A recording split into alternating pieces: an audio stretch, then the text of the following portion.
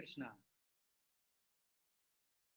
सभी भक्तों का स्वागत है हमारे आज के खास पर्व पर, क्योंकि आज अधिक मास पुरुषोत्तम मास में आने वाली भगवान पुरुषोत्तम की तिथि एकादशी है और हमारा ये पूरे अधिक मास का 8वां दिन है और उसमें हम लोग चर्चा प्रारंभ करने जा रहे हैं।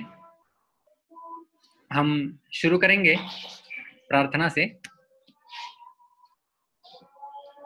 प्रपन्न पारिजाताय तोत्र वेत्रैकपाणये ज्ञानमुद्राय कृष्णाय गीतामृतदुहे नमः। ओम अज्ञानतिमिरान्धस्य ज्ञानाञ्जनशलाकया चक्षुरुन्मीलितं येन तस्मै श्रीगुरवे नमः।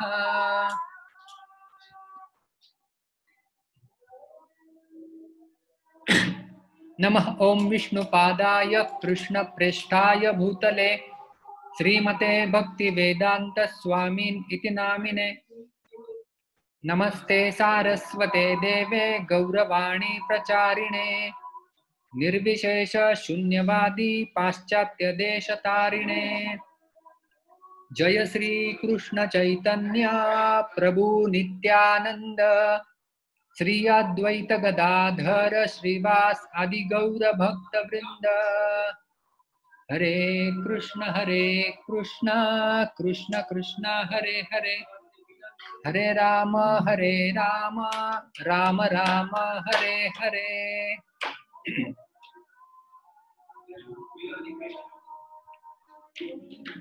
हम 15वें अध्याय का पठन प्रारंभ करने जा रहे हैं।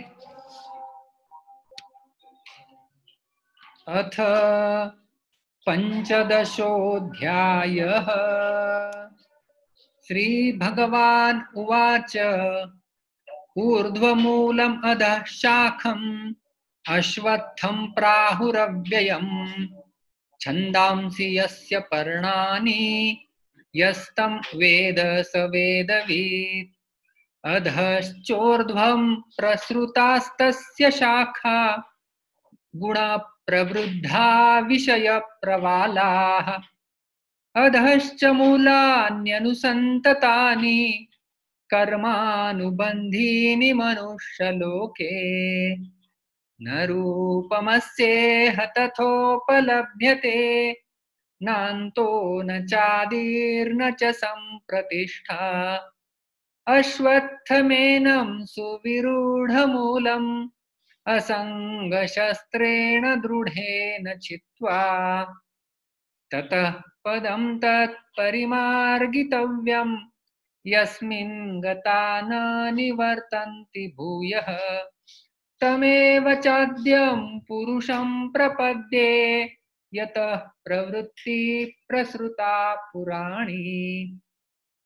निर्मानमोहाजितसङ्गदोषा अध्यात्मनित्या विनिवृत्तकामाः। द्वन्द्वैर्विमुक्ता सुखदुःखसंज्ञैः गच्छन्त्यमूढा पदमव्ययं तत्। न तद्भासयते सूर्यो न शशाङ्को न पावकः यद्गत्वा न निवर्तन्ते तद्धाम परमं मम। ममैवांशो जीवलोके जीवभूतः सनातनः। मनः षष्ठानि इन्द्रियाणि प्रकृतिस्थानि कर्षति। शरीरं यद् अवाप्नोति यच्चाप्युत्क्रामतीश्वरः गृहीत्वैतानि संयाति वायुर्गन्धानि वाशयात्। श्रोत्रं चक्षुः स्पर्शनं च रसनं घ्राणमेव च अधिष्ठाय मनश्चायं विषयान् उपसेवते। उत्क्रामन्तं स्थितं वापि भुञ्जानं वा गुणान्वितं विमूढानानुपश्यन्ति पश्यन्ति ज्ञानचक्षुषः।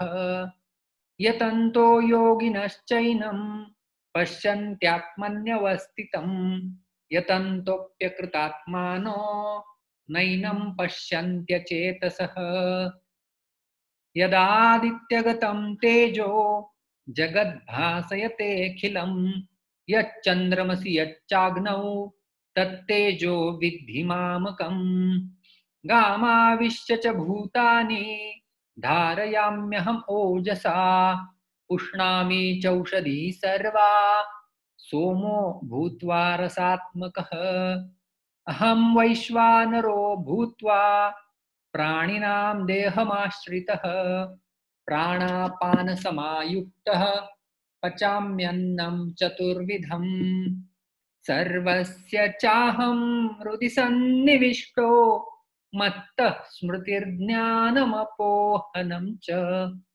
वेदैश्च सर्वैरहमेव वेद्यो वेदान्तकृत् वेदविदेव चाहम् द्वाविमौ पुरुषौ लोके क्षरश्चाक्षर एव च क्षरः सर्वाणि भूतानि कूटस्थोऽक्षर उच्यते उत्तमः पुरुषस्त्वन्यः परमात्मेत्युदाहृतः यो लोकत्रयम् आविश्य बिभर्त्यव्यय ईश्वरः यस्मात्क्षरम् अतीतोऽहम् अक्षरादपि चोत्तमः अतोऽस्मि लोके वेदे च प्रथितः पुरुषोत्तमः यो माम् एवम् असम्मूढो जानाति पुरुषोत्तमम् स सर्वविद् भजति माम् सर्वभावेन भारत इति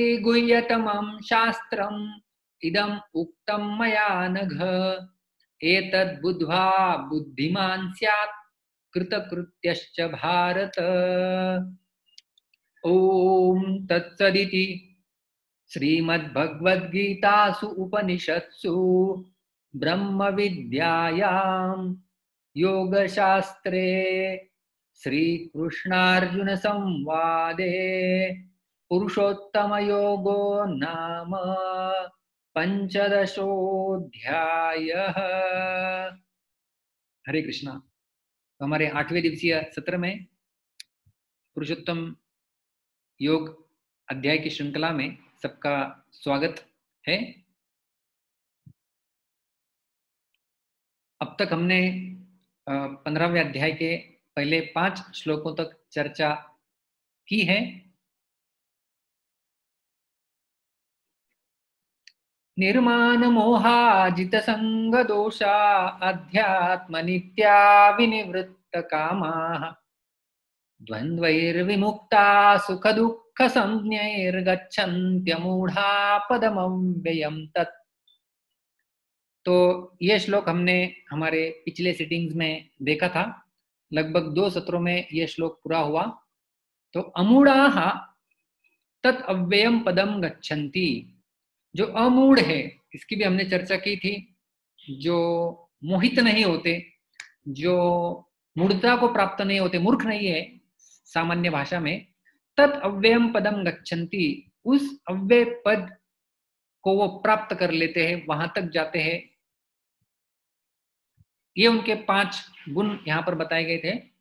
निर्माण मोहा, तो उनमें मान शून्यता होती है, स्वयं के मान सम्मान की अपेक्षा नहीं रखते। और निर्मोह, वो दिग्भ्रमित भी नहीं होते इस संसार में और मोहित भी नहीं होते, सब कुछ मैं संभाल रहा हूं, मैं कर रहा हूं, इस प्रकार का भाव उनके अंदर नहीं होता है। जित संग दोषाः, संग का अर्थ हमने देखा था आसक्ति, आसक्ति से उत्पन्न सारे जो दोष है उनके ऊपर विजय प्राप्त कर लिए, वो है जित संग दोषाः।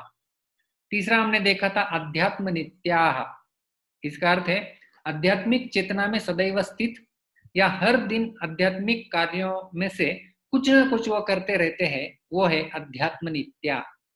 जैसे हमने गोपियों का उदाहरण देखा था, या दोहने वहनने मथने पलो, तो सारे गृह कृत्य करते हुए भी वो आध्यात्मिक चेतना में स्थित रहती थी।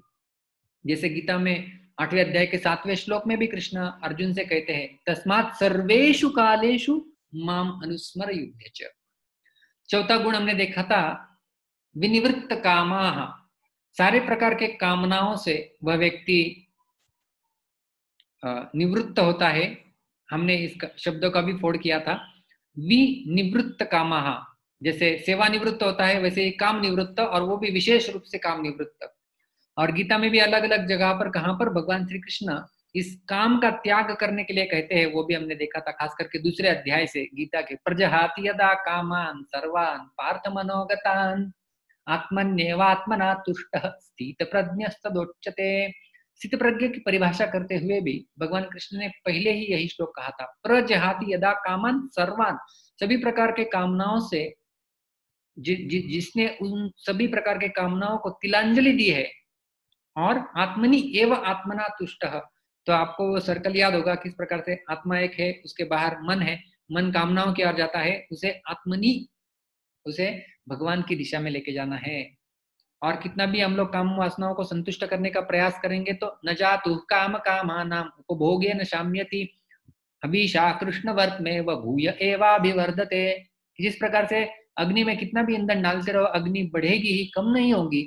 उसी प्रकार से हमारी कामनाओं का पूरा करने का प्रयास ये असफल ही होने वाला है, क्योंकि वो कभी पूरी नहीं होती। इसलिए कृष्ण कहते हैं उनको त्याग ही दो, क्योंकि ये तो 3 नरक की ओर लेके जाने वाले द्वार भी है। त्रिविधम नरक सेदम द्वारम नाशनम आत्मनः काम क्रोध तथा लोभ तस्मात् एतत्त्रयम् त्यजेत्। इसलिए इन तीनों का त्याग करना चाहिए। तो ये विनिवृत्त काम की परिभाषा हमने देखी थी। और आगे देखा था सुख दुख संज्ञै द्वंद्वैः विमुक्ताः। जो सुख दुख रूपी जो द्वंद्व है, सारे द्वंद्वों से वो विमुक्त है, विशेष रूपेण मुक्त है। फिर शीतोष्ण सुख दुखदाह आगमा पाइनो अनित्यास्ताम तितिक्षस्व भारत, ये भी हमने देखा था। अन्योन्य श्लोकों में गीता में कहां पर भगवान सुख और दुख में समान या समान रूप से देखता है या उन द्वंद्वों से मुक्त है, उसकी चर्चा भी हमने की थी। और हमारे व्यावहारिक जीवन में सुख दुखों से मुक्त होने का अर्थ क्या है, हमने देखा कि सुख में सुखी तो व्यक्ति होगा ही और दुख में भी दुखी व्यक्ति होगा ही, किंतु वो अपने कर्तव्य कर्म से कभी च्युत नहीं होता। क्योंकि साधारणतया हम लोग अनुकूल परिस्थिति जब देखते हैं तब उसे सुख मानते हैं, और जब प्रतिकूल परिस्थिति देखते हैं तब उसे हम लोग दुख मानते हैं। तो यह व्यक्ति जो है, जो आध्यात्मिक चेतना में सदैव स्थित होता है, वह इस प्रकार से कभी परिस्थितियों की ओर उसका ध्यान नहीं होता है। उसका ध्यान होता है उनके पीछे जिन भगवान का हाथ है उनकी तरफ उसका ध्यान होता है, और भगवान की इच्छा से ही सब कुछ हो रहा है। और ये तो मेरे केवल गत कर्मों के प्रतिक्रिया के रूप में ये परिस्थिति यहाँ पर मेरे सामने आ रही है, उसका मुझे सामना करना है और अपने कर्तव्य कर्मों को आगे करते रहना है, ऐसी उसकी धारणा इस संसार में जीवन जीते वक्त होती है। तो ये जो 5 गुण है ये बहुत ही महत्वपूर्ण है एक साधक के लिए इनका विकास करना, क्योंकि जैसा मैंने पहले भी कहा था, आध्यात्मिक संसार में जाने के लिए ये श्लोक पासपोर्ट और वीजा है, बिना इसके हम लोग वहां पर नहीं जा सकते। तो हम लोग आध्यात्मिक प्रगति कर रहे हैं कि नहीं कर रहे, ये 5 जो है वो ये पैरामीटर्स है, ये मापदंड है। कितना मैं निर्माण मुहा हो रहा हूँ, कितना जित संग दोषा, कितना अध्यात्म नित्या, कितना विनिवृत्त काम, और कितना सुख दुख नहीं द्वंद्व मुक्ता। तो इसके बलबूते पे हम समझ सकते हैं कि हम कितना आध्यात्मिक उन्नति कर रहे हैं। तो अभी तक हम पहले 5 श्लोक देखे हैं। 5वें श्लोक में हमने देखा कि भगवान के धाम को प्राप्त करने वाले व्यक्ति के लक्षण क्या होते हैं, तो ये यहाँ पे हमने देखे थे। तो आपको यदि श्रृंखला पता है तो सबसे पहले श्लोक में और दूसरे श्लोक में हमने ये संसार रूपी अश्वत्थ वृक्ष इसके बारे में चर्चा की थी। तीसरे श्लोक में इस वृक्ष का छेदन करने के लिए कहा गया था भगवान के द्वारा, असंग शस्त्रेण दृढ़ेन चित्वा और ततः पदम तत्परिमार्गितव्य। उस मार्ग के बारे में, उस पथ को ढूंढो जहां जाने के बाद वापस नहीं आ सकते, ये चौथे श्लोक में कहा था। उस पद को प्राप्त कौन करता है, उसके लक्षण क्या होते हैं, ये इस 5वें श्लोक में बताया गया था। और फिर अभी जो आज का श्लोक हम लोग लेने वाले हैं, 6ठा श्लोक, इसमें जो भगवान का धाम है, जो अव्यय पद है, उसके लक्षण क्या होते हैं। जो जाता है वहां पर उसके लक्षण तो हमने देख लिए 5वें श्लोक में, लेकिन वो जो धाम है भगवान का, वो परम पदम, वो अव्यय पदम, तद धाम परम मम, वो जो धाम है भगवान का वो कैसा है, उसके भी जरा लक्षण सुनाओ, ऐसा अर्जुन के मन में आया। और भगवान श्री कृष्ण उस अर्जुन के मानस को जान गए और उन्होंने आज का श्लोक कहा। न तद्भासयते सूर्यो न शशांको न पावकः यद्गत्वा न निवर्तन्ते तद्धाम परमं मम। तो हाथ पहले से ही ऊपर आए हुए हैं।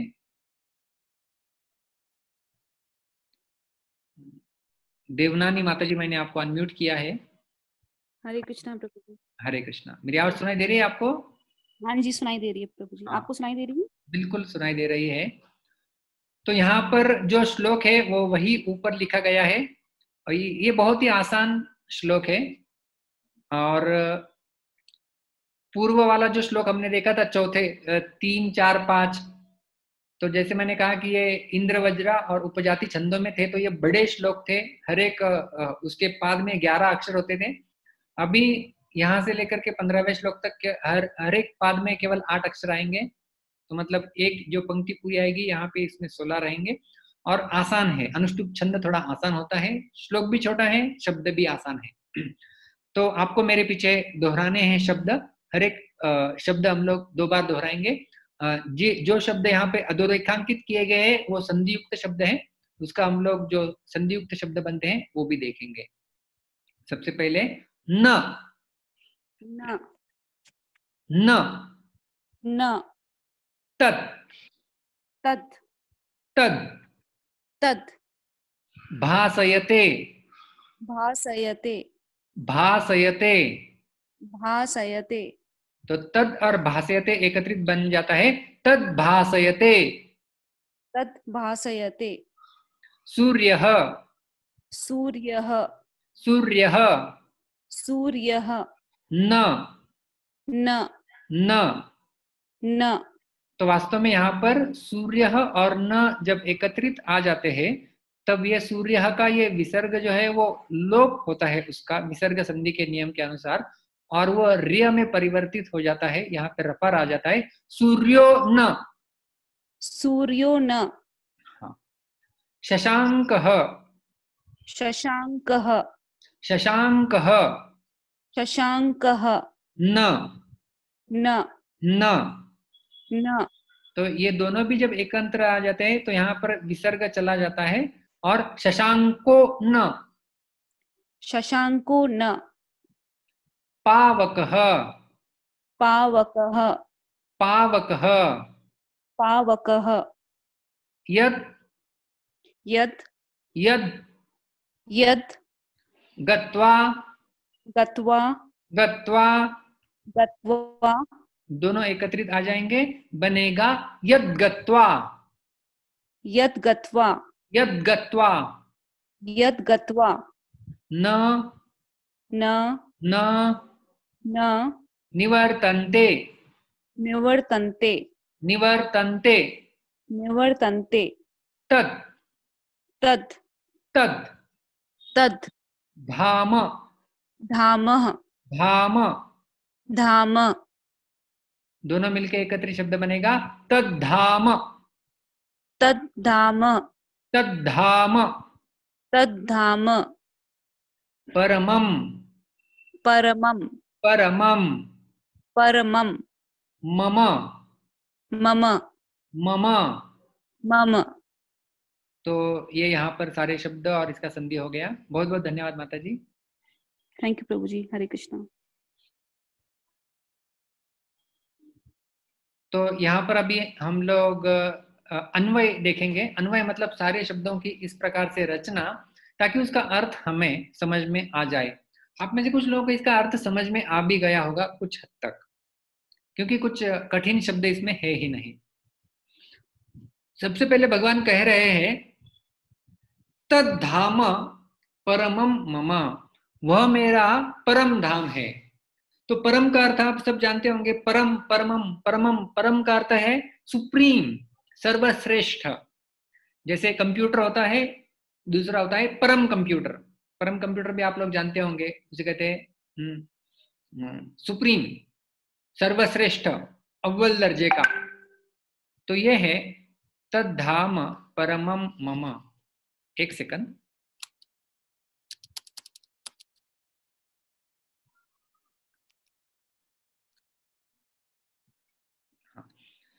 तो तद का अर्थ है वह, धाम मतलब भगवान का धाम, परमम सुप्रीम सर्वश्रेष्ठ किसका है, भगवान कहते हैं मम मेरा, तद धाम परमम मम मेरा जो वह धाम है वह सर्वश्रेष्ठ है।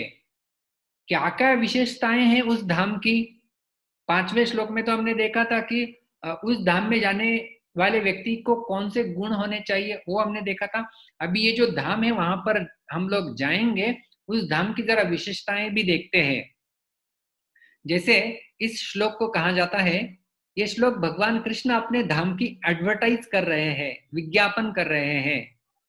जैसे कोई जगह होती है पर्यटन स्थल, वो लोग वहां पर अपना विज्ञापन करते हैं, आप यहाँ पे आइए, इस प्रकार का होटल है आपको रहने के लिए, इस प्रकार के जगह है, आप भेंट दे सकते हैं। तो एडवर्टाइज की जाती है, तो हम लोग आकर्षित हो जाते हैं। तो वैसे ही ये श्लोक भगवान के धाम की ओर हमारा आकर्षण जागृत करता है। श्रील प्रभुपाद जी तात्पर्य में लिखते हैं कि one should get fascinated by this information. इस यहाँ पर जो दी गई जानकारी है उसके द्वारा व्यक्ति ने भगवान के धाम के प्रति आकर्षित हो जाना चाहिए। ऐसी ये विशेषताएं हैं। तो 4 विशेषताएं यहाँ पर अपने धाम की भगवान यहाँ पे बताने वाले हैं। सबसे पहला है, अभी यहाँ पर भासयते, भासयते शब्द का अर्थ है प्रकाशित करना। भासयते प्रकाशित करते हैं। तो कौन प्रकाशित करते हैं? तो यहाँ पर बताया गया है तत् सूर्य न भासयते, जिस धाम को, तत् मतलब उस धाम को, अभी ये तत् यहाँ पर तीनों जगह आएगा, पहले तीनों में तत् सूर्य न भासयते, और भासयते ये क्रियापद है, ये भी तीनों जगह पे लागू होगा। तत् सूर्य न भासयते मतलब उस धाम को सूर्य प्रकाशित नहीं करता है। शशांक न भासयते, शशांक का अर्थ होता है चंद्रमा। जैसे हम लोग कहते हैं ना शशि, शशि वर्णम, तो शशि का अर्थ है चंद्र, चंद्रमा। शशांक न भासयते, चंद्रमा भी प्रकाशित नहीं करती उस धाम को।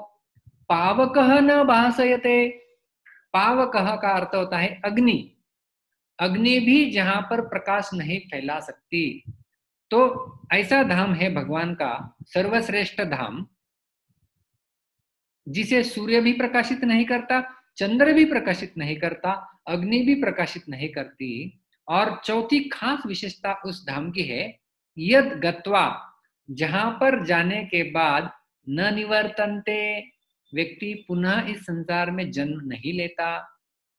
यदि आपको याद है चौथे श्लोक में भगवान कृष्ण ने कहा था उस धाम को ढूंढो, ततः पदम तत् परिमार्गितव्यम यस्मिन् गता न निवर्तन्ति भूयः, जहां पर जाने के बाद आप वापस नहीं लौट सकते, उसको ढूंढो। तो अभी हम लोग कहेंगे अरे ढूंढेंगे, लेकिन कौन सा है धाम? भगवान कहते हैं मम धाम, वो मेरा धाम है जहां पर जाने के बाद व्यक्ति वापस नहीं लौटता है। और खास करके ये पहली 3 विशेषताएं और ये चौथी विशेष विशेषता उस धाम की। तो ये पूरे श्लोक का अर्थ यहाँ पर हमने प्रस्तुत किया है। तो हम लोग अभी एक एक करके आगे जाएंगे और इसका सारांश भी देखेंगे। तो सबसे पहले है तद्धाम सूर्य न भासयते, सूर्य उस धाम को प्रकाशित नहीं करता है। इस संसार में हम लोग देखते हैं, जो भौतिक संसार हम लोग जहाँ पे जीवन यापन करते हैं, वहां पर हमें रात्रि जब होती है तब अंधकार होता है। यदि सूरज नहीं होता है तो वो अंधकार ही चलता रहेगा और जीव सृष्टि का यहाँ पर अस्तित्व ही नहीं टिकेगा। वृक्षों के अस्तित्व के लिए भी सूर्य प्रकाश की आवश्यकता होती है, हमारे अस्तित्व के लिए भी सूर्य प्रकाश की आवश्यकता होती है। तो रात के समय हम लोग कहेंगे कि हमें सूर्य प्रकाश की आवश्यकता, बिना उसके भी हम लोग जीवन यापन कर सकते हैं, ट्यूबलाइट जगाओ, हेलोजन लगाओ बड़े बड़े, लेकिन वास्तव में उनका प्रकाश भी जो है वो सूर्य से ही आता है। तो सूर्य ऐसे भगवान के धाम को प्रकाशित नहीं करता है, ये उनके धाम की विशेषता है। अच्छा, सूर्य प्रकाशित नहीं करता है तो कौन प्रकाशित करता है भाई, ये भी प्रश्न आ सकता है। तो वो हम लोग बाद में देखेंगे उसका जवाब। पहले हम देखते हैं सूर्य कहां कहां प्रकाश फैलाता है अपना। तो एक छोटा सा चित्र यहाँ पे हम लोग दिखा रहे हैं। ये संपूर्ण ब्रह्मांड, आपने सुना होगा 14 लोक होते हैं। तो ये 14 लोकों के नाम यहाँ पर दिए गए हैं। आपको यदि दिख नहीं रहे होंगे तो आप जूम कर सकते हैं उसी को, 1 से लेकर के 14 तक। तो हमारा जो लोक है जिसमें हम लोग रहते हैं उसे कहा जाता है भूअर लोक। और इसके नीचे 7 लोक होते हैं, अतल, वितल, सुतल, तलातल, महातल, रसातल और पाताल। तो ये है नीचे के 7 लोक। और हमारे ऊपर 6 लोक होते हैं, भूअरलोक, स्वरलोक, महरलोक, जनलोक, तपलोक और सत्यलोक। तो ये हो गया संपूर्ण ब्रह्मांड, 14 लोक, ऐसे अनंत कोटि ब्रह्मांड है। अभी हम लोग देखेंगे कि सूर्य का प्रकाश कहां कहां पर जाता है। तो इसका एक क्रॉस सेक्शन निकाल के, ये श्रीमद् भागवत के 5वें स्कंद पे आधार पे है। तो ये है हम जहां पर रह रहे हैं, आप डायग्राम में और मेरे कर्सर की ओर देख सकते हैं। इसे कहते हैं भूरलोक।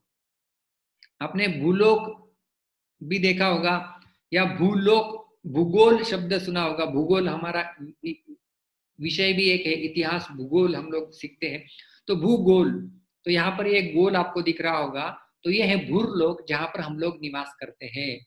तो इस भूलोक में हमारी पृथ्वी एक छोटा सा हिस्सा है और इसके दोनों दिशाओं में लोकालोक पर्वत होते हैं जिनके बीच में सूर्य और चंद्र होते हैं। तो यहाँ पर आप लिखा हुआ देख सकते हैं, सूर्य प्रकाशित किसे करता है।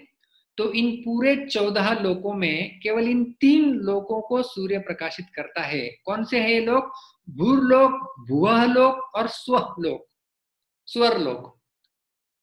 तो भूरलोक में सारे मनुष्य, तत्सम, पशु पक्षी प्राणी ये सब रहते हैं भूरलोक में। भूअरलोक में उससे थोड़े ऊंचे जाति के लोग जैसे भूत आदि, ये वहां पर भूअरलोक में निवास करते हैं। इसके थोड़ा भूरलोक से थोड़ा वो ऊपर होता है। और भूअरलोक से भी थोड़ा ऊपर होता है स्वरलोक, जिसे हम लोग स्वर्ग लोक भी कह सकते हैं, जहां पर सारे देवी देवता निवास करते हैं। तो उनका वो लोक होता है। तो ये जो सूर्य और चंद्र दोनों जो है वो केवल भूअरलोक और स्वरलोक, इन तीनों को ही प्रकाशित करते हैं। तो आपने जो गायत्री मंत्र भी सुना होगा जिसमें सूर्य देव का वर्णन आता है, ओम भूर्भुवस्वः तत्सवितुर्वरेण्यम। तो उसमें इन तीनों लोकों का ही वर्णन है, भूर्भुवस्वः। तो इन तीनों को प्रकाशित करने वाले होते हैं सूर्य देव। तो उसके जो नीचे है, उसके नीचे हमने देखा 7 लोक है, तल, अतल, वितल, रसातल, महातल, पाताल। तो वहां पर जो है कुछ विशेष प्रकार के नाग और नागमणि होते हैं जो उन धामों को प्रकाशित करते हैं। नीचे लोकों तक सूर्य की प्रकाश नहीं पहुंचती है। और इनके ऊपर भी कुछ लोग होते हैं, अभी स्वरलोक के ऊपर भी कुछ लोग होते हैं, महरलोक, जनलोक, तपोलोक, सत्यलोक, जहां इन्हें सिद्धलोक भी कहा जाता है, जहां पे सिद्ध योगी, मुनिगण, ऋषिगण ये लोग रहते हैं। तो वहां पर भी सूर्य के प्रकाश की आवश्यकता नहीं होती है। वो लगभग एक दृष्टिकोण से स्वयं प्रकाशित जैसे ही वो होते हैं। और जो भगवान का धाम है, शशांक न भासयते, जहां पर चंद्रमा भी प्रकाश नहीं फैलाती है, तो ये भगवान का धाम। अभी हम लोग देखते हैं संसार में जब हमारे पास सूर्य नहीं है, मतलब दिवस नहीं है, जब रात्रि होती है, तब उस रात्रि को प्रकाशित करने के लिए भगवान ने एक चंद्रमा रूपी बल्ब दिया हुआ है। तो दिन को प्रकाशित करने के लिए सूर्य होता है और रात्रि को प्रकाशित करने के लिए चंद्रमा होता है। तो चंद्रमा का प्रकाश यहाँ पर होता है। जैसे हमारे पृथ्वी जैसे गोलाकार है, जब सूर्य एक दिशा में होता है तो दूसरी दिशा में अंधकार होता है। मानो अभी रात के 8:30 हो गए तो भारत में पूरा अंधेरा है, चंद्रमा हम लोग देख सकते हैं। लेकिन इसके विपरीत यदि अमेरिका में आप जाएंगे तो वहां पे दिन निकल आया होगा, तो वहां पे सूरज होगा। तो जहां पे रात होती है वहां पे प्रकाश की व्यवस्था करने के लिए चंद्रमा होता है।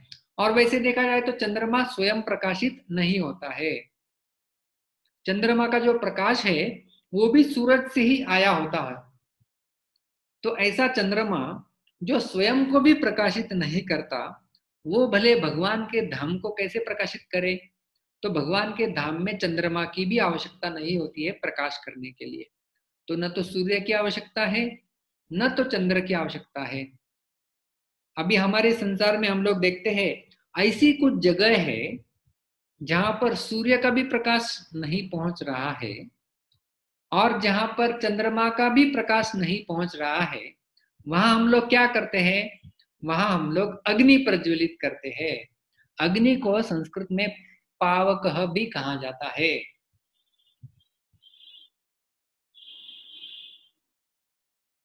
तो पावक का अर्थ होता है अग्नि।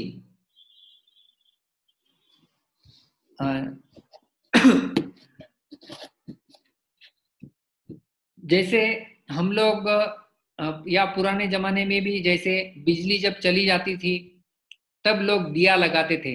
इस प्रकार से दिया से प्रकाश उत्पन्न किया जाता था। आज भी यदि आप दक्षिण भारत में जाएंगे तो दक्षिण भारत में कुछ मंदिरों में जहां पर बिजली की सुविधा नहीं होती है या बिजली नहीं होती है, तब वो दिए से भगवान का दर्शन करा देते हैं।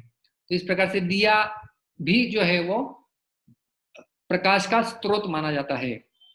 अग्नि का भी स्रोत है और प्रकाश का भी स्रोत है।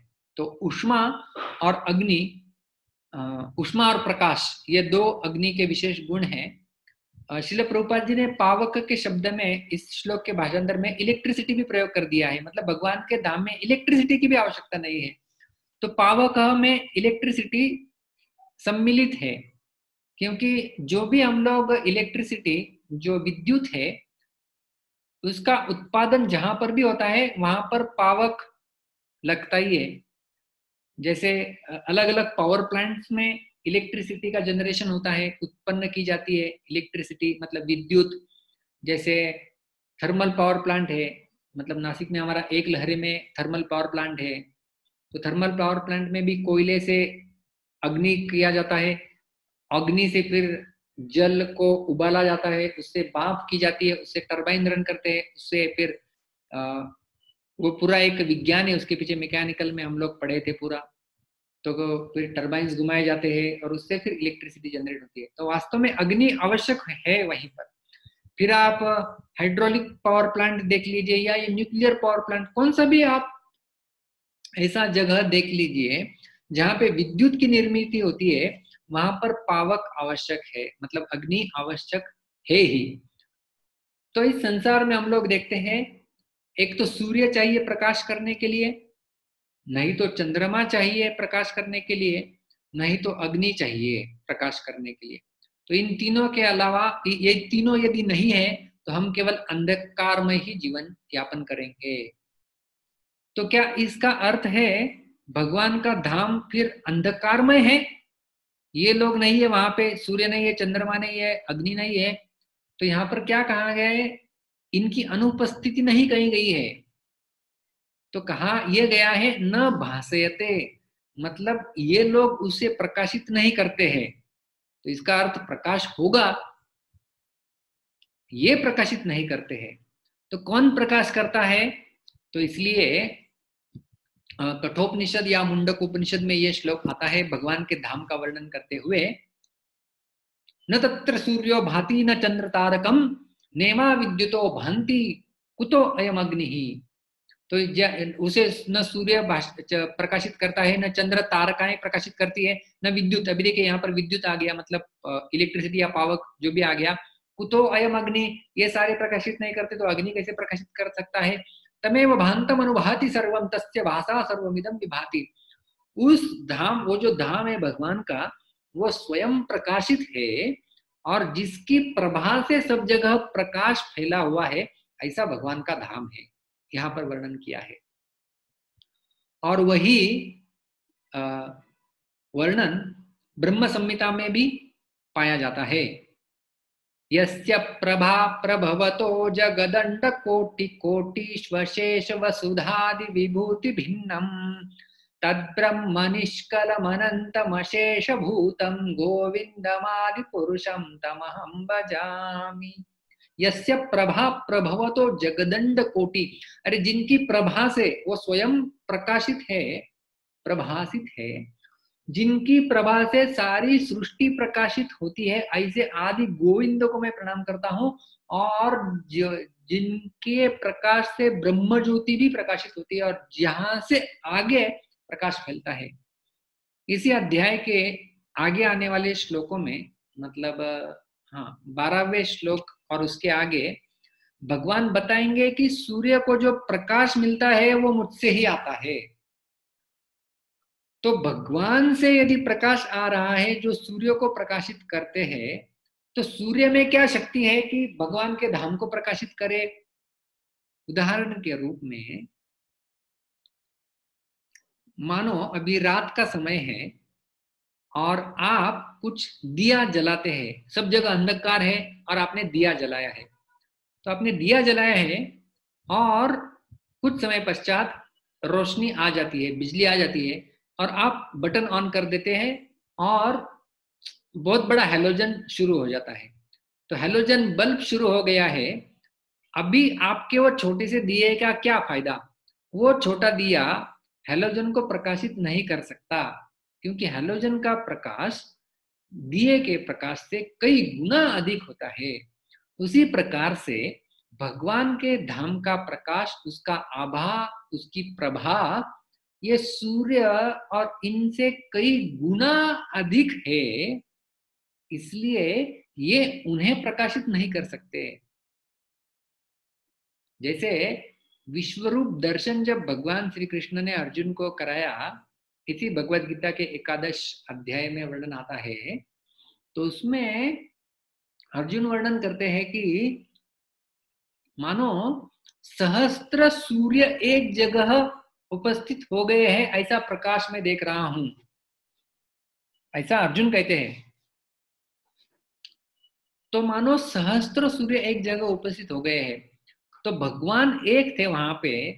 तो अभी भगवान का धाम हम लोग कल्पना कर सकते हैं कि जो पूरा वैकुंठ धाम है उसका प्रकाश किस मात्रा में होगा, और वहां से जो प्रकाश निकल रहा है या फैल रहा है, सूरज जो है वो वहां से प्रकाश कैच करता है और वो हमें भेजता है, या भगवान का ही जो अंश है उस प्रकाश के रूप में हमें प्रकाशित करता है। तो इससे हम समझ सकते हैं कि भगवान का धाम ऐसा है जहां पर सूर्य, चंद्र और अग्नि, इनके द्वारा प्रकाशित नहीं किया जाता वो धाम। हालांकि वो स्वयं प्रकाशित है, वैदुर्य मणि है, कौस्तुभ मणि है, इतने सारे हीरे मोती वहां पर जो प्रकाश उत्पन्न करते हैं, उनका प्रकाश वहां पर जो है वो होता है। और धाम जो है वो स्वयं प्रकाशित है। इस संसार में स्वयं प्रकाशित वस्तु कुछ नहीं है, इसलिए हमारे पल्ले नहीं पड़ सकती। जैसे कुछ भी आप लीजिए, उसे देखने के लिए, वस्तु को देखने के लिए हमें सूर्य का प्रकाश की आवश्यकता होती है, तब हम उसे देख सकते हैं। तो कोई भी चीज स्वयं प्रकाशित नहीं होती है। तो भगवान का धाम है, उसे देखने के लिए और उसे प्रकाशित करने के लिए किसी और, जिसे कहते हैं ना थर्ड पार्टी, किसी तीसरे वस्तु की आवश्यकता नहीं होती है। ऐसा है भगवान का ये विशेष धाम। और सूर्य और चंद्र, इनमें एक लाक्षणिक अर्थ भी यहाँ पर छिपा हुआ है। क्या है वो अर्थ, वो अभी हम देखेंगे। तो साधारणतया सूर्य हमारे नेत्रों को प्रकाशित करते हैं, उसके कारण हमारे नेत्र वस्तुओं को देख पाते हैं। चंद्र हमारे मन को प्रकाशित करते हैं, इसलिए चंद्र को मन के देवता भी कहा जाता है। तो जिनका मन अतीव चंचल होता है, उनके लिए कभी कभी चंद्र की उपासना भी कही जाती है। और अग्नि हमारी वाणी को प्रकाशित करती है। तो इसलिए इन तीनों को प्रकाशित करने वाले ये तीन तत्व है, सूर्य, चंद्र और अग्नि। इसका अर्थ क्या हुआ? इसका अर्थ यह हुआ कि भगवान के धाम को जैसे सूर्य प्रकाशित नहीं करता है, चंद्र प्रकाशित नहीं करता है, अग्नि प्रकाशित नहीं करता है, उसी प्रकार से नेत्र द्वारा भगवान का धाम प्रकाशित नहीं रहेगा या अवगम्य नहीं रहेगा। मतलब हमारे इस भौतिक आंखों से भगवान के धाम को हम लोग नहीं देख पाएंगे। तो भौतिक आंखों से भगवान के धाम को नहीं देखा जा सकता। हमारे इस मन के द्वारा भगवान के धाम की कल्पना नहीं की जा सकती और हमारे भौतिक वाणी के द्वारा भगवान के धाम का वर्णन नहीं किया जा सकता। तो हमारे इन नेत्रों, मनों और वाणियों के द्वारा भगवान का धाम अकल्पित है, अदृश्य है और अवर्णनीय है। नेत्रों द्वारा अदृश्य, मनों द्वारा अकल्पनीय और वाणी द्वारा अवर्णनीय है। ये भी इन तीनों के द्वारा भगवान का धाम प्रकाशित नहीं है, ऐसा कहने का एक लाक्षणिक अर्थ बताया जाता है। मतलब इन भौतिक नेत्रों से भगवान को नहीं देखा जा सकता, उनका चिंतन, भगवान के धाम का कल्पना नहीं की जा सकती और इस भौतिक वाणी से उनका वर्णन नहीं किया जा सकता। ऐसा है भगवान का धाम। तो ये हमने देख लिया कि किस प्रकार से भगवान के धाम के न तद भासयते सूर्यो न शशांको न पावकः, ये तीन हमने अभी देख लिए हैं। और आगे का शब्द है यद गत्वा न निवर्तन्ते, वहां पर जाने के बाद कोई व्यक्ति पुनः नीचे नहीं आता है।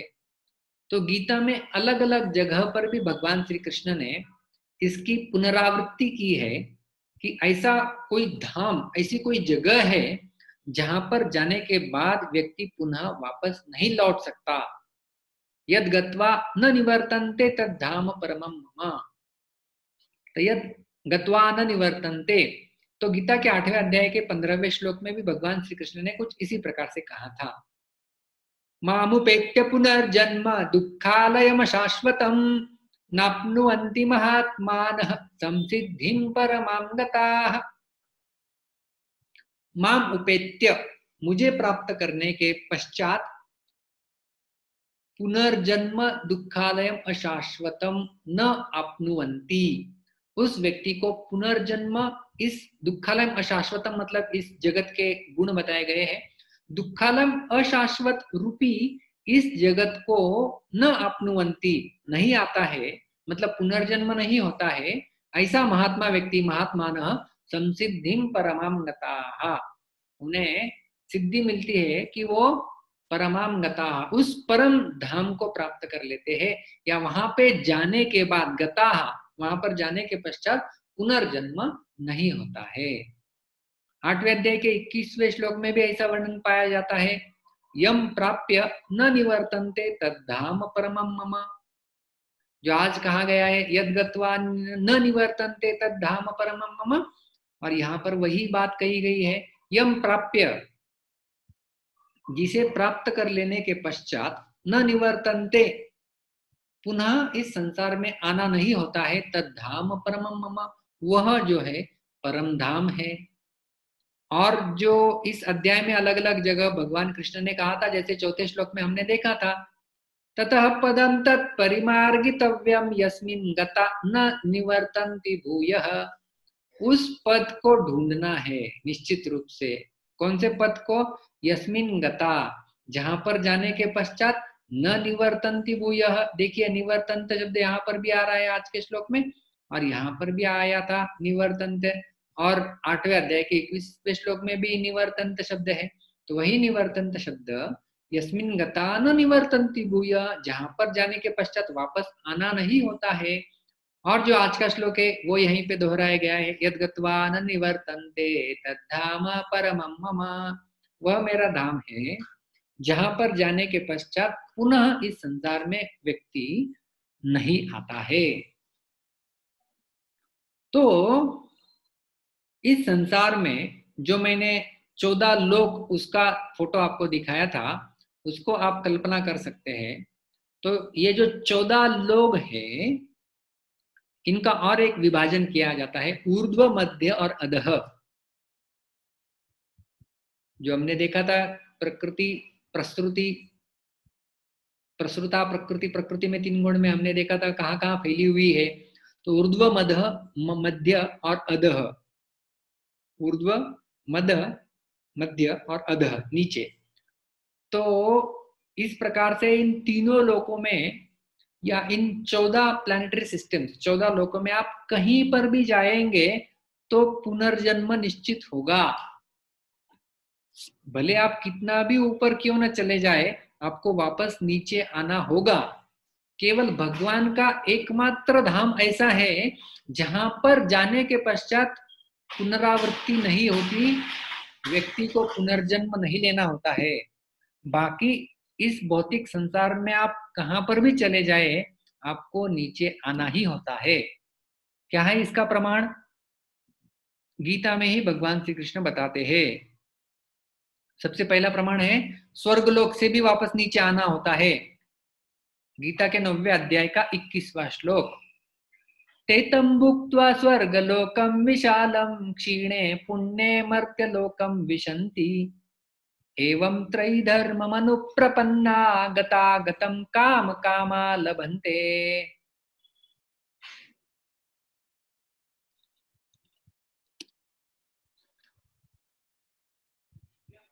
तो यहाँ पर भगवान कह रहे हैं कि ते तम भुक्त्वा स्वर्गलोकम विशालम, ऐसे लोग हैं यहाँ पर, उनके बारे में वर्णन कर रहे हैं जो छंदांसी अस्य पर्णानि, याद है आपको पहला श्लोक, छंदांसी अस्य पर्णानि, जो वेद रूपी सकाम कर्म कांडी जो आकर्षक शब्द है, उन्हें पत्ते कहे गए थे, जो उनमें आकर्षित हो जाते हैं, ऐसे लोग, उनके बारे में कहा गया है।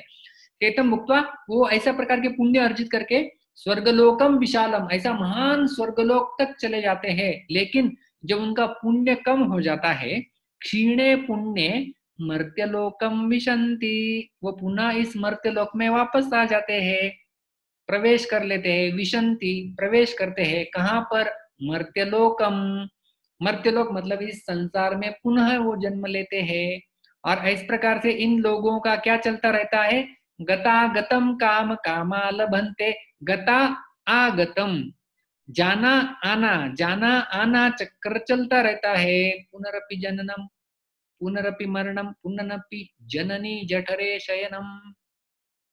तो ऊपर जाओ, ऊपर से नीचे आओ, नीचे से पुनः पुण्य कर्म, वापस ऊपर चले जाओ, ऊपर से पुण्य क्षीण हो जाएंगे, क्षीणे पुण्य मर्त्यलोकम विशन्ति, और कभी पाप करेंगे तो नरक में चले जाएंगे, नरक से वापस घूमते घूमते वही आना है। तो काम कामा मतलब जो कामनाएं रखता है उसके लिए गता गतम चलता रहता है। तो इसलिए 5वें श्लोक में हमने देखा था कि क्या देखा था? विनिवृत्त कामा, जिसके कामनाएं खत्म हो गई है, काम वासनाएं चली गई है, वह व्यक्ति भगवान के धाम जाने के लायक बन जाता है, क्योंकि कामनाएं हैं तो गतागतम होगा ही। तो इसलिए इस जन्म मृत्यु के संसार से यदि कोई व्यक्ति मुक्त होना चाहता है तो उसे ऐसे जगह जाना होगा जहां से वापस आना नहीं होगा, और वो जगह है भगवान का धाम। कोई कहेगा चलो मैं स्वर्गलोक से भी और ऊपर चला जाता हूँ, ब्रह्मलोक में जाता हूँ। भगवान कहते हैं वो भी कोई विशेष नहीं है। 8वें अध्याय के 16वें श्लोक में कहते हैं, इसका हेडलाइन है ब्रह्मलोक से भी वापसी। आ ब्रह्म भुवनालोका पुनरावर्तिनो अर्जुन मामुपेत्य तु कौन्तेय पुनर्जन्म न विद्यते। दोनों बातें इस श्लोक में भगवान कहते हैं कि आ ब्रह्म भुवनालोका, आ ब्रह्म का अर्थ हुआ ब्रह्मलोक पर्यंतम। आ शब्द लगाया जाता है पर्यंत के रूप में, तो मतलब आ ब्रह्म भुवना लोका, जो भी सारे लोक है ब्रह्मलोक पर्यंत, मतलब ब्रह्मलोक में भी आप चले जाइए। पुनरावर्तिनो अर्जुन, पुनरावृत्ति, जन्म मृत्यु का चक्र से छूटा नहीं जा सकता, उसे गतागतम, उसे आना जाना चलता रहेगा। लेकिन जो दूसरी बात है वो भी इस अगले पंक्ति में भगवान कहते हैं अपने धाम के बारे में, माम उपेत्य तु कौन्तेय पुनर्जन्म न विद्यते। तो मुझे जो व्यक्ति प्राप्त कर लेता है, मतलब जो मेरे धाम को प्राप्त कर लेता है, पुनर्जन्म न विद्यते, उस व्यक्ति को पुनः जन्म नहीं लेना होता है। इस प्रकार से हमने देखा यद गत्वा न निवर्तन्ते तद धाम परमम मम का अर्थ देखा कि भगवान का ऐसा धाम है जहां पर जाने के पश्चात व्यक्ति को पुनः जन्म नहीं लेना होता है इस भौतिक संसार में। हालांकि इस भौतिक संसार में आप कहाँ भी चले जाइए आपको वापस आना ही होगा, फिर आप स्वर्गलोक जाइए या फिर आप ब्रह्मलोक जाइए। गीता में से ही हमने प्रमाण देख लिया, एक 9वें अध्याय का 21वां श्लोक स्वर्गलोक से वापसी के लिए, और 8वें अध्याय का 16वां श्लोक ब्रह्मलोक से भी वापस आना होता है इसके लिए।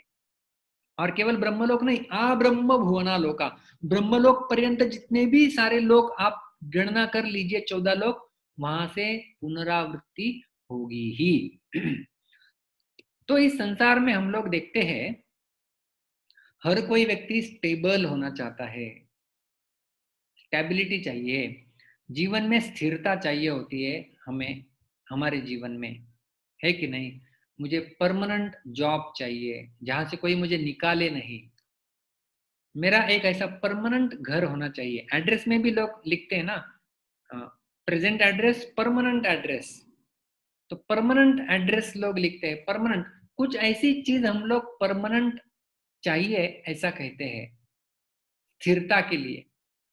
तो वास्तव में वो स्थिरता या परमानेंट कुछ जो प्रवृत्ति हम में आई हुई है वो आत्मा की प्रवृत्ति है। आत्मा भी इस प्रकार से कहता है कि अरे मुझे थोड़ी स्थिरता चाहिए, मुझे थोड़ी स्टेबिलिटी चाहिए, कितना कितना घुमाएंगे यहाँ से वहां स्वर्ग लोग, कभी स्वर्ग उठाए कभी नरक डुबाए, इस प्रकार से कितना घूमेंगे, थोड़ा स्टेबल हो जाओ, ऐसी जगह स्थिर हो जाओ, ध्रुव पद प्राप्त कर लो जहां से ये घूमना, और वो भी इस प्रकार से घूमना ऊपर नीचे तकलीफ वाला घूमना, ये कोई सैर सपाटा वाला घूमना नहीं है, ये तकलीफदायक दुखालयम अशाश्वतम में घूमना, ये घूमना अभी बंद करना है।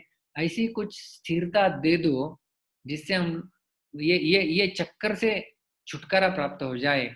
इसलिए भगवान कहते हैं कि वो स्थिरता वाला धाम मेरा धाम है। यद गत्वा न निवर्तन्ते तद धाम परमम मम। जिस प्रकार से नदी हम लोग देखते हैं, नदी जब समंदर में चली जाती है तो नदी की वापसी पुनः आप ऐसा नहीं कह सकते ये नदी का जल है, समुद्र का जल है। नदी समुद्र में मिल जाती है और वो वापस नहीं अपने उगम स्थान की दिशा में बहती। उसी प्रकार से जब जीव भगवान के धाम में लौट जाता है और भगवान से मिलता है, इस प्रकार से सुंदर मिलाप दिखाया गया है, उस धाम को जब हम प्राप्त कर लेते हैं तब जो है पुनः न यद गत्वा न निवर्तन्ते, पुनः जो है वो इस भौतिक संसार में व्यक्ति नहीं आता है। तो इस प्रकार के धाम को प्राप्त करने का प्रयास करना चाहिए। और जो भगवान ने 4थे श्लोक में भी कहा था, ततः पदम तत्परिमार्गितव्यम, उसको ढूंढने का प्रयास करो, उसे ढूंढो, और जब वो प्राप्त हो जाएगा तब इस भौतिक संसार में गतागतम नहीं होगा। तो इस वहां के लोग जो है वो भी आना नहीं चाहते हैं। हालांकि स्वर्ग में भी जो जाता है वो भी वापस नहीं आना चाहता है, लेकिन जबरदस्ती बलपूर्वक उसे वहां से ढकेल दिया जाता है जब पुण्य क्षीण हो जाते हैं। तो ऐसा नहीं है कि वहां के लोग नहीं आना चाहते, वो वहां के भी लोग नहीं आना चाहते नीचे, लेकिन जबरदस्ती पुण्य क्षीण होने के बाद आपको इस भौतिक संसार में फेंका जाता है। तो इसलिए ऐसे धाम में जाने का प्रयास हमने करना चाहिए। हमारी आंखें उस दिशा की परिमार्गितव्यम, वहां जाना चाहिए जहां से वापस नहीं आना होगा। क्योंकि हमारी आसक्ति इस भौतिक संसार में इतनी होती है कि हम लोग यहीं पर फंसे रहना चाहते हैं और वो पसंद भी करते हैं। तो उससे हमने, भगवान ने इसलिए कहा था असंग शस्त्रेण दृढ़ेन चित्वा, तो असंगता का जो शस्त्र है उससे छेदन करके उस पद की ओर हमें अग्रसर होना है। तो सार में आज हमने इस श्लोक में देखा जो भगवान कहते हैं तद धाम परमम मम, वह मेरा जो है परम का अर्थ है सर्वश्रेष्ठ धाम है। न तत् सूर्य भासयते, न सूर्य उसे प्रकाशित करता है, न शशांक भासयते, न चंद्रमा प्रकाशित करता है, न पावक भासयते, न अग्नि प्रकाशित करती है, क्योंकि वो स्वयं प्रकाशित है और जिसके प्रकाश के द्वारा सूर्य चंद्र वास्तव में प्रकाश प्राप्त करते हैं। और इसका लाक्षणिक अर्थ भी हमने देखा कि सूर्य न प्रकाशयते करते हैं कि आंखों के द्वारा जो है वो अदृश्य है। शशांक न भासयते का अर्थ होता है कि मन के द्वारा अकल्पनीय है, और पावक न भासयते का अर्थ है कि वाणी के द्वारा अवर्णनीय है। ऐसा है भगवान का ये विशेष धाम। और उसकी खास विशेषता यह है कि यद गत्वा न निवर्तन्ते, जहां पर जाने के पश्चात व्यक्ति वापस इस धरातल पर, इस भूर्भुवः स्वः लोक में नहीं आता है, ऐसा है भगवान का धाम। तो यहाँ पर हम लोग विराम लेंगे। बहुत बहुत धन्यवाद। हरे कृष्णा। किसी का कोई प्रश्न है तो आप लोग हाथ ऊपर कर सकते हैं, या फिर आप लोग चैट बॉक्स में भी आप लिख सकते हैं। अविनाश वाघ, मैंने आपको अनम्यूट किया है। हरे कृष्ण प्रभूजी, दंडवत प्रणाम। हरे कृष्णा। प्रभूजी, माझा प्रश्न असा आहे की आपण जे आता बघितलं आहे की भगवंतांच्या धामामध्ये आपण जातो, तर दोन कनेक्टेड प्रश्न होते की आपण जातो, मग आपण आत्मा म्हणून जातो तिथे, तर आपलं तिथे काय कर्म असतं किंवा आपलं स्वरूप काय असतं तिथे, आणि त्याला कनेक्टेड असं आहे की आपण कल्प म्हणतो ना, चतुर्युगाचा एक कल्प असतं, तर आपण पुनर्जन्म घेत नाही म्हणजे त्या कल्पातच घेत नाही का कधीच घेत नाही, मग पुन्हा समजा ब्रह्मांडाची निर्मिती झाली तरी घेत नाही, तर हा प्रश्न होता। हा, तर पहिला प्रश्न आहे की आपलं स्वरूप काय असतं तिकडे। तर आपण जेव्हा जातो तेव्हा आपण जातो म्हणजे आत्मा स्फुल्लिंग रूपाने जातो, आणि आत्म्याचं जे स्वरूप आहे त्या स्वरूपाचं वर्णन उद्या पुन्हा भगवंत करणार आहे। आपण जो श्लोक घेणार आहे त्या स्वरूपाचं वर्णन त्याच्यामध्ये येणार आहे, पण तो भगवंतांचा अंश आहे आणि त्याच तत्वाने बनलेला असल्यामुळे तो तिथे जातो आणि त्या आपल्या स्वतःच्या स्वरूपाला पुन्हा तो प्राप्त करतो, आणि त्यालाच म्हणता मुक्ती। भागवतामध्ये मुक्तीची परिभाषा दिलेली आहे, मुक्तिरित्वा अन्यथो रूपम स्वरूपेण व्यवस्थितिः। आपल्या स्वतःचं जे स्वरूप आहे आध्यात्मिक जगतामध्ये त्याला प्राप्त करणे म्हणजेच मुक्ती, ते प्राप्त करणे। हा आहे तुमच्या पहिल्या प्रश्नाचं उत्तर। आणि दुसरं आहे की तो त्या कल्पात येत नाही असं नाही, तो केव्हाच येत नाही। भगवंतांनी ह्याला काळ विशेषण कुठे लावलं नाही की तो ह्या काळामध्ये परत येत नाही किंवा भौतिक जगातनं तुम्ही केव्हा जाता ते मॅटर करतंय। 8व्या अध्यायामध्ये त्याचं वर्णन केलं गेलेलं आहे मागे। सॉरी, मैं मराठी में चालू हो गया तो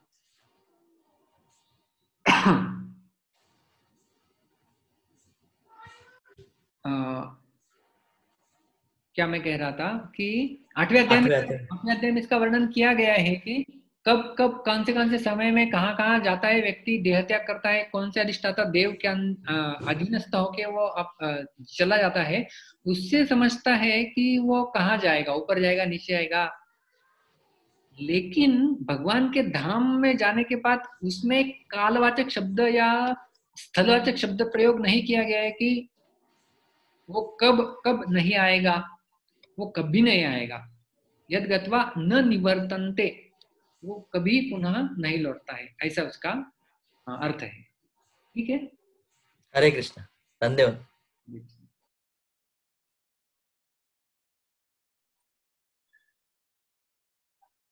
हाँ, तो हिंदी में कहने के लिए कहा कि मैं थोड़ा भूल गया था, प्रश्न मराठी में था इसलिए मैंने हिंदी में जब मराठी शुरू हो गया था।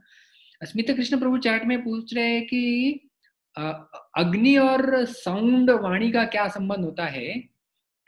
तो इसकी चर्चा हम लोग हमारे जब इंद्रियों की चर्चा करने वाले हैं, हम लोग 9वें श्लोक में इसी अध्याय के, उसमें हम लोग इसके बारे में थोड़ी चर्चा करेंगे। लेकिन जो 5 तत्व है वो 5 तत्वों के हिसाब से हमारे शरीर के कुछ पुर्जे कार्य करते हैं। तो हमारा जो स्वर यंत्र होता है, उस स्वर यंत्रों के प्रकाशन में अग्नि की सहायता होती है कुछ हद तक। जैसे हमारे पेट में जठराग्नि होती है, तो उसी प्रकार से ये अग्नि तत्व है, जो तत्व हमारे शरीर के कुछ पुर्जों को कार्य करने में या उन्हें प्रकाशित करने में सहायता करता है। तो उसी प्रकार से हमारे स्वर यंत्र को प्रकाशित करने के लिए अग्नि की आवश्यकता होती है, ऐसा शास्त्र में बताया गया है। और इसका विस्तार से थोड़ी चर्चा हम लोग उसमें जो 9वां 10वां श्लोक है इस अध्याय का, उसमें भी करेंगे। मैंने देवनानी माता जी को अनम्यूट किया है, आप अपने आप को अनम्यूट कर सकते हैं। हरे कृष्णा प्रभु जी, मेरा प्रश्न ये था प्रभु जी, आपने जो 14 लोकों का जैसे वर्णन बताया, उसमें आपने बोला कि हम लोग 7th में रहते हैं, और हमारे जो हम लोग जो जिस जीवन में जो हम लोग कर्म या विकर्म करते हैं उसके हिसाब से हमको स्वर्ग या नरक लोक की प्राप्ति होती है और फिर हम वापस आते हैं। तो ये जो हमारे जन्म और जो कर्म, मतलब कि जन्म मरण का जो चक्कर है, उसका क्या ये 14 प्लैनेट्स के कर्म के साथ भी कुछ रिलेशनशिप है कि उस 14 लोकों में भी हम लोग जाते हैं अपने जन्म मतलब कि कर्मों के हिसाब से? बिल्कुल। या सिर्फ भूलोक पे आते हैं, फिर नरक में जाते हैं, स्वर्ग में जाते हैं, फिर वापस नीचे आते हैं? बिल्कुल हमारे कर्म का संबंध है। जो कृष्ण ने कहा था 14वें अध्याय का, हमने देखा था ना वो 18वां श्लोक, ऊर्ध्वं गच्छन्ति सत्वस्ता मध्ये तिष्ठन्ति राजसा जगन्य गुणवृत्तिस्ता अधो गच्छन्ति तामसा।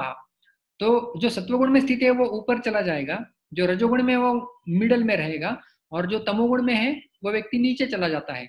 तो उस प्रकार से हम, और उस प्रकार से जो जिस गुण में व्यक्ति स्थित है, कारणम गुण संगोस्य सदसद योनि जन्मसु, 13वें अध्याय में भी गीता में कृष्ण यही कहते हैं। तो हमारा जो संगों के साथ जो संपर्क हो रहा है, उसके कारण हमें अलग अलग जन्म मिलते हैं, और वो इस 14 लोक में ही मिलते हैं, ऊपर से नीचे तक।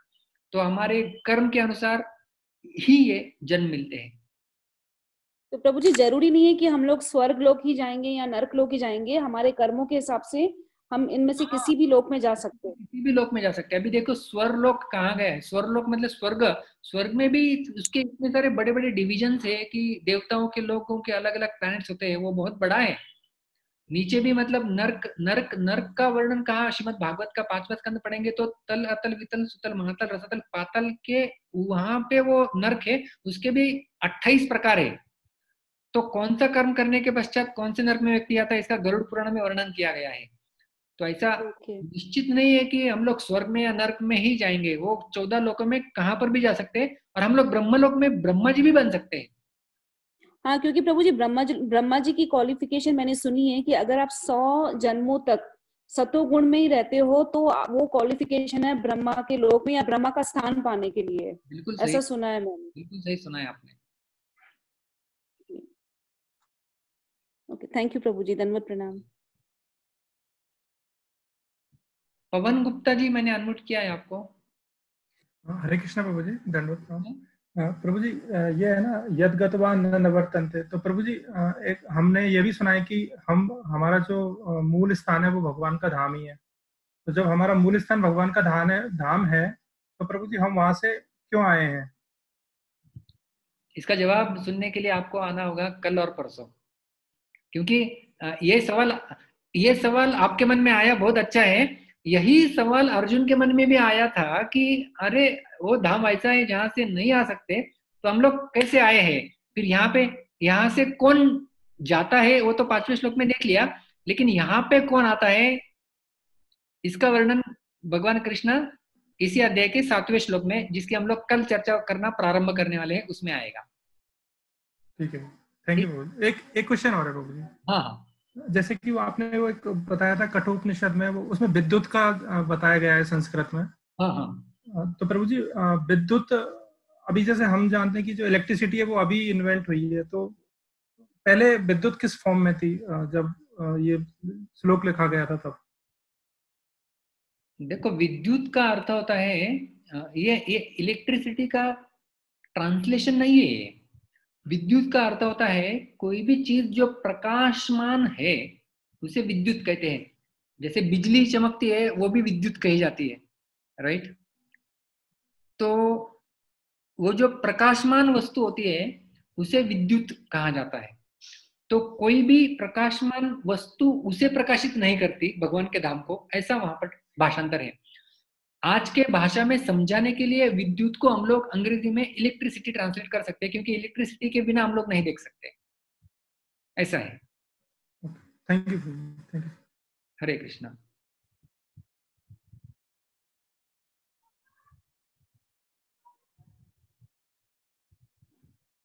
अनीता माता जी, मैंने आपको अनम्यूट किया है।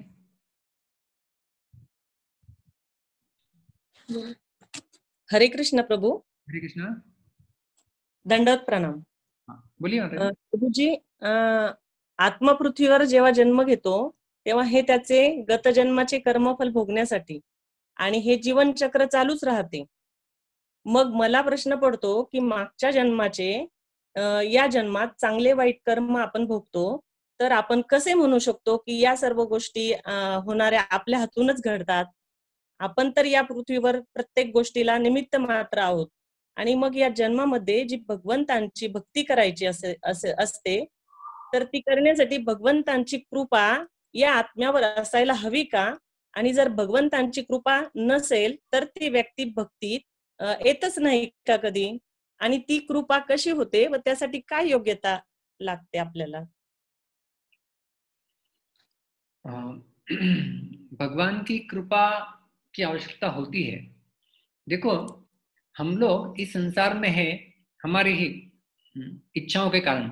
गीता के 7वें अध्याय के 27-28 श्लोक में भगवान कृष्ण कहते हैं, इच्छा द्वेष समुत्थेन द्वंद्व मोहेन भारत सर्वभूतानि सम्मोहम सर्गे यान्ति परन्तप। तो इस संसार में जन्म क्यों लिया गया है, उसका कारण भगवान कृष्ण बताते हैं, इच्छा और द्वेष। तो एक इंद्रिय तृप्ति की इच्छा थी, इसलिए हम लोग इस संसार में आए हैं, और इस संसार में अभी आके हमने कुछ कर्म किए हैं। तो जो हम लोग कर्म करते हैं, ऐसा नहीं है कि पिछले जन्म के ही सारी प्रतिक्रियाएं अभी मुझे मिलती है।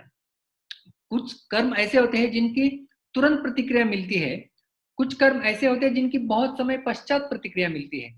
जैसे इसे कहते हैं तात्कालिक और विलंबित कर्म। जैसे आपने देखा होगा, राई के दाने यदि आप बोएंगे तो राई जमीन से उगती है, राई को उगने के लिए केवल 4 महीने लगते हैं, उसमें वो फलित हो जाती है।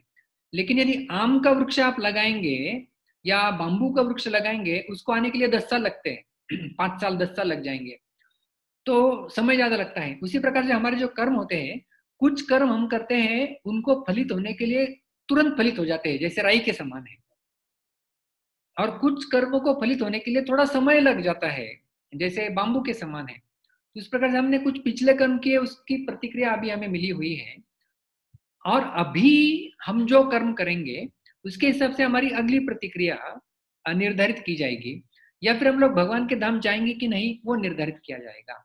तो भगवान के धाम में यदि हमें जाना है तो भगवान की कृपा की आवश्यकता अवश्य होती है। बिना उनकी कृपा के हम लोग भगवान के धाम नहीं जा सकते, बिना भक्तों के कृपा के भगवान के धाम नहीं जाया जा सकता। तो वो कृपा कैसे प्राप्त करनी है, ये आपका प्रश्न था। तो उसके लिए साधना भक्ति का साधना भक्ति के अंग होते हैं अलग अलग। उन भक्ति के अंगों में यदि हम लग जाते हैं, जैसे आप अभी सुन रहे हैं तो श्रवण कर रहे हैं, भगवान के नाम का जप करते हैं, कीर्तन करते हैं, शास्त्रों का अध्ययन करते हैं, जैसे अभी हम गीता पढ़ रहे हैं, उससे भगवान की कृपा हमें मिल सकती है, और फिर हम लोग भगवान के धाम की ओर अग्रसर हो सकते हैं। ठीक है, ठीक है, धन्यवाद प्रभु। हरे कृष्ण। हरे कृष्ण।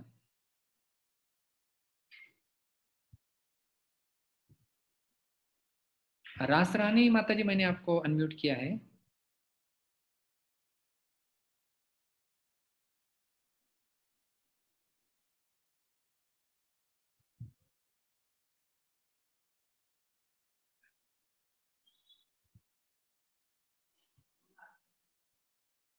राधा ब्रजेश्वरी भी मैंने आपको अनम्यूट किया है, आप अनम्यूट कर लीजिए अपने आप को।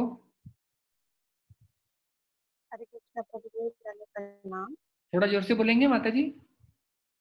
हरे कृष्णा प्रभु जी। हरे कृष्णा।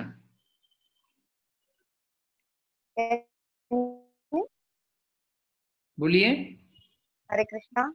बोलिए बोलिए, सुनाई दे रहा है। या प्रभु, माय क्वेश्चन इज कि ये जो 7 नरक होते हैं, जो हेलिक्स प्लैनेट्स होते हैं, मैंने कहीं पढ़ा है एक कुंभीपात नरक करके भी होता है, समवेयर इन शिला की किसी कोर्स में पढ़ा था। तो ये कुंभीपात नरक क्या होता है? And it is not mentioned in Golok chart, तो इज इट वेरी स्पेशल के शिला प्रभुपाद ने उसका, आई हैव रेड समवेयर, कहीं पढ़ा था। तो देखिए, वो जो मैंने आपको बताया ना 14 लोक, उसमें नरक लोक का वर्णन नहीं है। नरक लोक उससे भी नीचे आते हैं, जो पाताल है ना, पाताल, ओके। वहां पर आते हैं और उनके अलग अलग नाम होते हैं। 28 प्रकार के ये नरक है। 5वें स्कंद में श्रीमद् भागवत के आखिरी में इसका वर्णन आता है। तो तप्त सुरमी और ऐसे ऐसे नाम है उनके। तो उसमें भी एक कुंभीपाक करके एक नरक है। ठीक है। Okay okay okay sir. Hare Krishna. Rasrani माता जी, आप अनम्यूट नहीं कर रहे, आपको प्रश्न पूछना है या?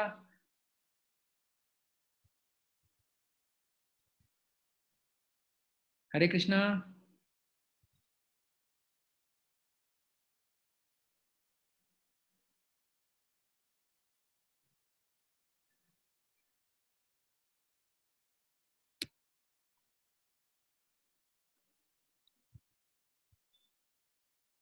रासरानी माता जी, आप पूछना चाहती है कुछ?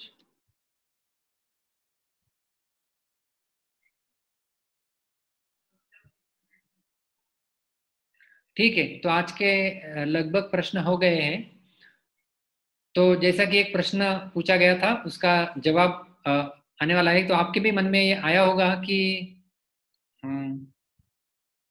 पहले तो हम लोग भगवान के धाम में थे, तो यहाँ पर कैसे आए और यहाँ पे क्यों हम लोग इतने परेशान हो रहे हैं?